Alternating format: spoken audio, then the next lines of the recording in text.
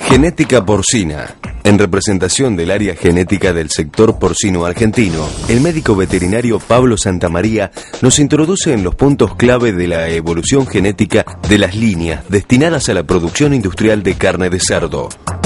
Sí, el mejoramiento genético porcino abarca una gran cantidad de elementos que conforman, en definitiva, un plan de mejoramiento, porque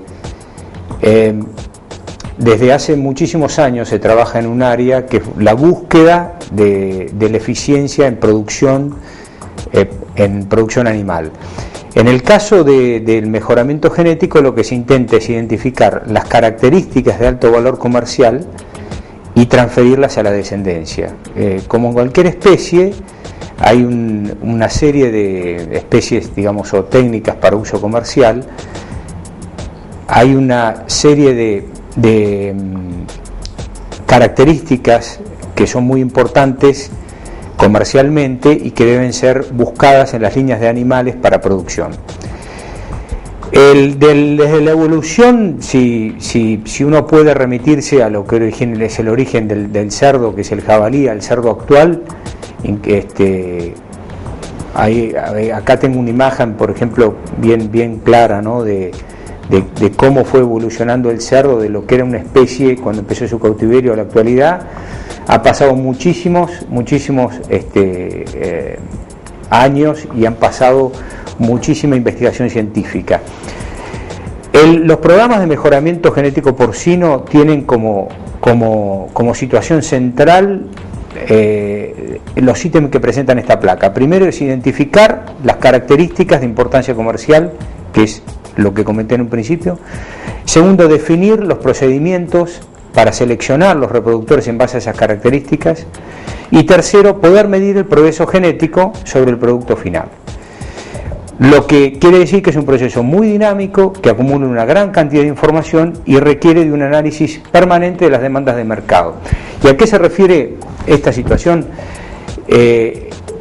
En los últimos 10 años, por ejemplo, el mejoramiento genético porcino ha enfocado mucho a cerdos muy magros, con muy bajo contenido de grasa en sus productos, y esa es una demanda de mercado que ha empezado en los países más desarrollados, principalmente en el centro de Europa, y después se fue desparramando alrededor del mundo. Hoy en la actualidad, si bien se siguen persiguiendo canales o medias reses con muy bajo contenido de grasa, también se está revisando el sabor, que está relacionado con el contenido de la grasa. Entonces, es un proceso dinámico, porque si bien se buscan cerdos modernos de alta velocidad de crecimiento, de buen tamaño de los cortes comerciales, con baja cantidad de grasa, algunos mercados ya están pidiendo algún contenido de marmoreo o de grasa en la búsqueda del sabor. Es un proceso dinámico que tiene que encontrar un poco lo que necesita el mercado y plasmarlo en un programa de mejoramiento genético. La evolución de estos programas en los últimos 10, 15 años, 20 años ha sido enorme. Si en esta placa, por ejemplo, que habla de la evolución de los objetivos, en el año 86, por ejemplo, se buscaba solamente conversión alimenticia o porcentaje de magro, y hoy, al año 2003, 2004 en adelante, los factores como calidad de carne, color o pH de la carne para los procesos industriales pasaron a ser indicadores muy importantes de los procesos de mejoramiento genético dentro de las empresas de mejoramiento genético. No hay que olvidarse que estas empresas, que somos empresas comerciales con un fuerte sesgo técnico, y que lo que intentamos es llegar al consumidor nuestro, que es el productor primario, con un producto que ellos puedan después colocar en el mercado. En mercados muy evolucionados desde el punto de vista de la cadena, es decir, desde la producción primaria hasta la góndola, con altos niveles de integración, como puede ser el mercado brasileño, mexicano, norteamericano, canadiense, algunos países de Europa, las directrices de selección las envía directamente el consumidor final, porque está en contacto con aquellos que terminan bajando las líneas de requerimientos de la producción. En la Argentina todavía ese sistema no está tan implantado, con lo cual a veces hay que estar muy atento, nosotros tenemos que estar muy atentos, qué pide el mercado, qué le pide a los procesadores, a lo que comúnmente llamamos frigoríficos, a los que hacen los productos frescos o curados, y por otro lado, qué están demandando estos a los productores, qué peso de venta, qué tenor de magro, porque para cada uno de esos factores hay híbridos, líneas e inclusive razas que tienen características sobresalientes. Si uno busca velocidad de crecimiento, generalmente tiene otro tipo de cruzamientos. Si busca contenido muscular alto, busca otro tipo de cruzamientos diferentes. Por lo tanto, puedo recalcar, es un proceso que es muy dinámico y como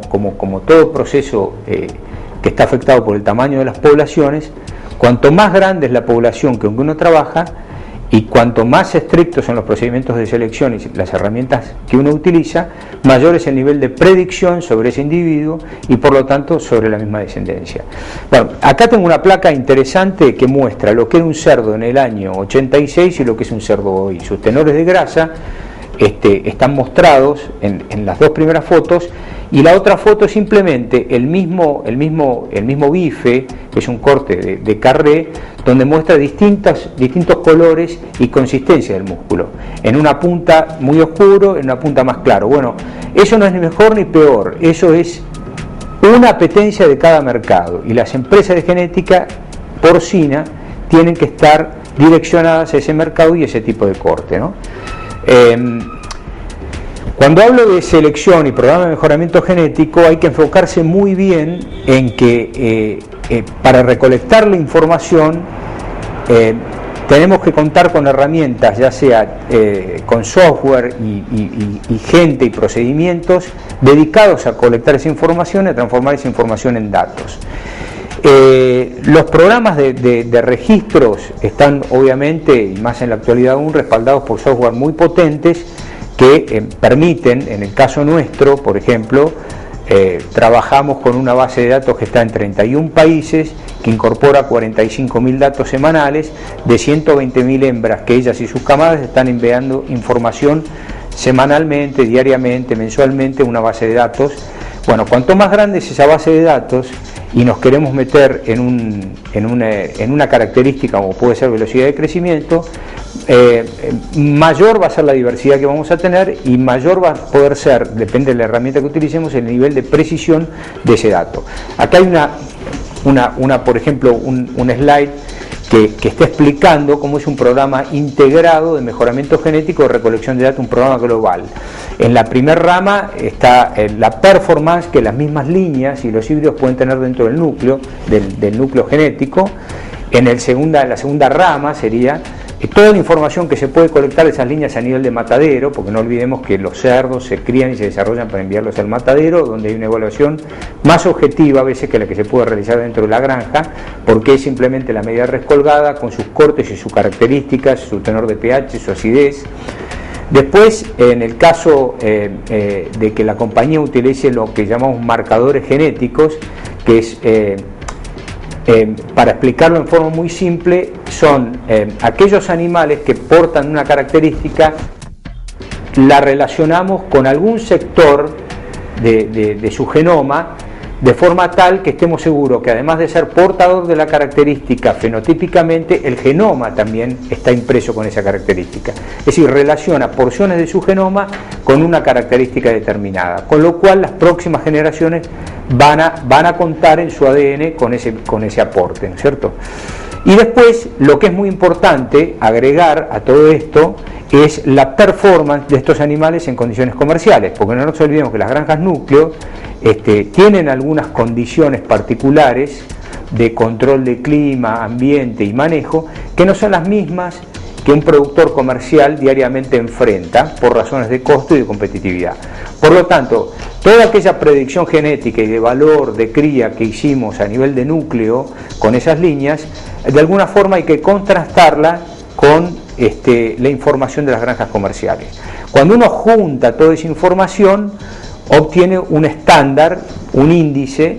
que para cada país es independiente, porque, por ejemplo, países con altísimo valor de costo de alimento balanceado, como pueden ser países de Europa, en su programa genético una fórmula que pondere la conversión alimenticia va a tener más valor que en países donde los cereales son un poco más baratos y donde lo más importante puede ser la velocidad de crecimiento del animal para alcanzar los 100 kilos. Cuando uno tiene todo ese resumen de información, genera un dato, una serie de valores que en nuestro caso lo denominamos valor comercial de genético, ¿no es cierto? Que es decir, ¿cuál es el paquete o el mejoramiento genético que ese macho, que esa hembra van a aportar a esas próximas generaciones? Y entonces, bueno, en este slide gradamente aparece cada vez más nítida la figura, en este caso de algunos indicadores, que está diciendo que cuanto mayor sea el nivel de información, la precisión de la estimación va a ser más alta, simplemente eso. Bueno, y una gráfica también en el caso de nuestro, desde dónde vienen los datos para completar esa base. ¿Cuáles son los resultados entonces de utilizar diversidad de información, alto volumen de información y herramientas de precisión sobre esa información? Bueno,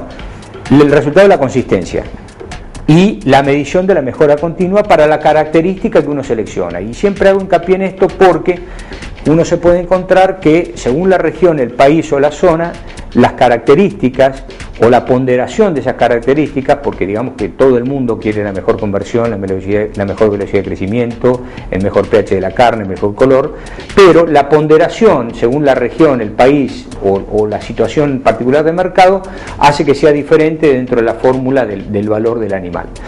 Por ejemplo, en la Unión Europea el tipo de cerdo buscado en Alemania es un cerdo muy magro, de mucho tamaño muscular. Otras zonas que persiguen, como en Inglaterra, que puede ser el bacon, buscan otro tipo de cerdo. En el mercado japonés busca un cerdo con mucho contenido de grasa porque persiguen sabor, son consumidores elite. Bueno, entonces, en todos esos mercados los cerdos son los mismos, los híbridos son los mismos, las características son las mismas, pero las fórmulas de valoración genética tienen distinto nivel de ponderación dentro de esos ítems, ¿no es cierto? Tienen distinto nivel de ponderación. Y una cosa muy importante que es de conocimiento digamos popular, es que todo esto comienza con las razas de cerdo. Actualmente, lo mismo que ocurre con las aves y que en otros países ocurre más con los bovinos, no tanto en la Argentina, se trabaja con híbridos. El híbrido es un cruzamiento a partir de las líneas puras. ¿Y por qué se persiguen los híbridos? Porque se persigue la sinergia de la característica. Todos sabemos que cuando tomamos dos líneas puras con una característica relevante, como puede ser el tamaño de la camada, es decir, mucha cantidad de lechones vivos al nacimiento, cuando juntamos dos líneas, el individuo, el híbrido, la primera filial, el F1, generalmente para esa característica tiene un valor superior que la suma individual. Es decir, es lo que llamamos comúnmente en el mercado el vigor híbrido. Ese vigor híbrido es muy perseguido y en realidad es la presa difícil de toda esta situación, más aún que cuando uno selecciona un cerdo y cuando las compañías o las empresas que nos eligen nos ponen la responsabilidad de enviarle los reproductores mejorados. Nosotros tenemos que pensar que no estamos seleccionando para una sola característica, estamos seleccionando para un montón de características que ese productor necesita que tenga el cerdo. De algunas ya las nombré, pero hay más de 10 o 12 características que estado de salud, el color de pelo, por ejemplo, que toda la progenie sea blanca para facilitar el trabajo del matadero, el consumo diario del animal, la velocidad de crecimiento, el tamaño del ojo de bife, el tenor de grasa dorsal, en la relación de los músculos del jamón con respecto al resto de la canal, el pH del músculo que mide indirectamente la capacidad de retener agua cuando se hacen productos procesados. Hay un montón de características, muchas son complejas, con distinto nivel de heredabilidad, como el tamaño de camada, que es un cociente inferior al 10%, o el color de pelo, que es un cociente arriba del 0,5%, pero ese paquete de mejoramiento surge de un proceso, como vimos al principio, continuo, que acumula la información para varias características a la vez y termina en un producto final que es el macho o la línea de hembras mejorada. Entonces, la producción porcina utiliza híbridos en su producción estándar industrial. Eso no quiere decir que los puros no sirven, no. Los puros, las razas puras se conservan y todas las empresas genéticas las mantenemos como planteles puros porque las seguimos mejorando para los que las buscamos.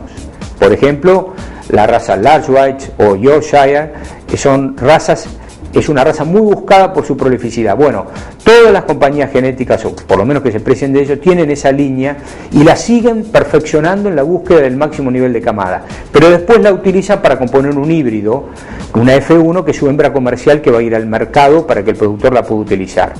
O razas que ustedes habrán conocido como la Duroc Jersey, que es el cerdo colorado, que es un cerdo con altísimo nivel de velocidad de crecimiento. Bueno, dentro de las compañías genéticas se conservan esos animales puros para tratar de conseguir la mayor velocidad. Vale decir, cada raza se mantiene, se trata de intensificar la selección para las características que la compañía genética la tiene y después se las utiliza para generar los híbridos. Ese es el concepto moderno de producción, como ocurre con la semilla, como ocurre con las aves, buscar el vigor híbrido. Si podemos resumir cuál es la misión o la función de una compañía genética en la cadena de producción primaria, es llevar mejoramiento genético a sus clientes en el momento que lo necesitan, con la máxima sanidad posible, de forma que no interfiera la manifestación de ese genoma. Por eso también les quiero aportar algunas vistas de cómo se crían los cerdos en realidad hoy, porque para que la genética se exprese se necesita un control estricto de medio ambiente y de nutrición. Entonces, si nosotros enviamos productos con altísimo nivel de mejoramiento genético, es un derroche de dinero que sean colocados en condiciones inadecuadas, ya sea de instalaciones o de manejo nutricional, porque si hay algo que realmente se destaca en la producción porcina, digamos, industrial, como en otras áreas también, es el trabajo fuerte de la nutrición, que todo este mejoramiento genético lo ha desarrollado, ha sido posible desarrollarse por la calidad de la nutrición que se aporta y también porque las empresas dedicadas a los equipamientos realmente han acompañado el nivel de desarrollo genético. Solamente por una referencia, en el año 86-87 un cerdo para alcanzar los 90 kilos, pongámosle 100 kilos para ser más, para tener un ejemplo, necesitaba 180 días en un muy buen nivel de performance. Hoy ese quilaje lo alcanza en 145 días.